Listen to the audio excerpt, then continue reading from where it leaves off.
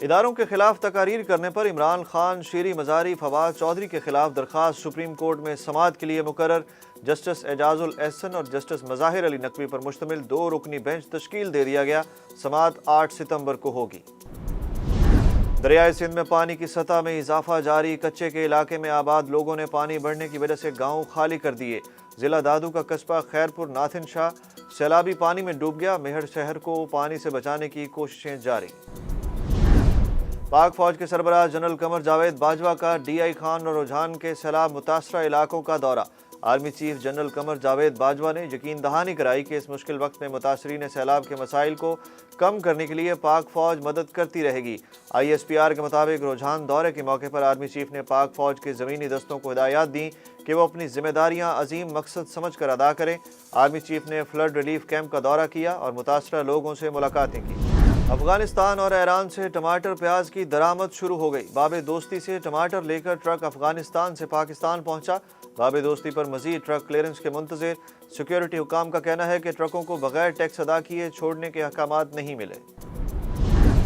مہنگائی ملک کی تاریخ میں بلند ترین سطح پر پہنچ گئی۔ اگست میں مہنگائی کی شرح 27.3% ریکارڈ کی گئی۔ گوشت، سبزیوں، دالوں اور ضروریات زندگی کی اشیاء کی قیمتوں میں مزید اضافہ۔ وزیر اعظم شہباز شریف کا 300 یونٹ بجلی استعمال کرنے والے صارفین پر فیول ایڈجسٹمنٹ چارجز ختم کرنے کا اعلان۔ کہا فیصلوں میں آزاد نہیں، چھینک بھی مارنی ہو یا فیول ایڈجسٹمنٹ چارجز ختم کرنے ہو تو آئی ایم ایف سے پوچھنا پڑتا ہے۔ وزیر اعظم کا 10,000 میگا واٹ شمسی توانائی کے منصوبے بھی شروع کرنے کا اعلان۔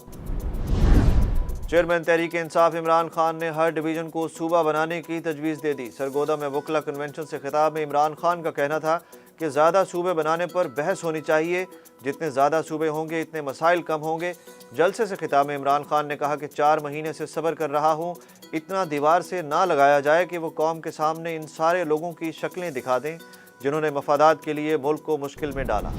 نون لیگی رہنما شاہد خاقان عباسی کا کہنا ہے کہ عمران خان اب نام بتا ہی دیں تو بہتر ہے، کس بات کا انتظار کر رہے ہیں؟ قوم جاننا چاہتی ہے۔ عمران خان کو ان دھمکیوں کا جواب دینا ہوگا۔ اسلام آباد پر چڑھائی جمہوریت کا راستہ تو نہیں، لیکن عمران خان اب اسلام آباد بند کرا کر بھی دیکھ لیں۔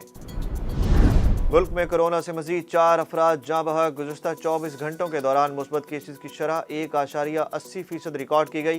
قومی ادارہ صحت کے مطابق ملک میں کرونا وائرس کے مزید 13,455 ٹیسٹ کیے گئے، جبکہ اب تک کل 3,01,42,523 کرونا ٹیسٹ کیے جا چکے ہیں۔ ملتان میں جنگ اور جیو کے دفتر میں آگ لگ گئی۔ نصرت روڈ پر واقع بلڈنگ کا 4تھا فلور مکمل جل گیا۔ ریسکیو کی جانب سے آگ پر قابو پانے کے لیے کوششیں جاری۔ آگ پھیلنے سے پہلے دفاتر میں موجود سٹاف کے ارکان باہر نکلنے میں کامیاب رہے۔ ایشیا کپ کے گروپ اے میں آج پاکستان اور ہانگ کانگ مد مقابل ہوں گے۔ سپر 4 مرحلے میں جانے کے لیے پاکستان کو یہ میچ جیتنا ہوگا۔ اس گروپ سے بھارت کی ٹیم اپنے دونوں میچ جیت کر سپر 4 مرحلے میں پہنچ چکی ہے۔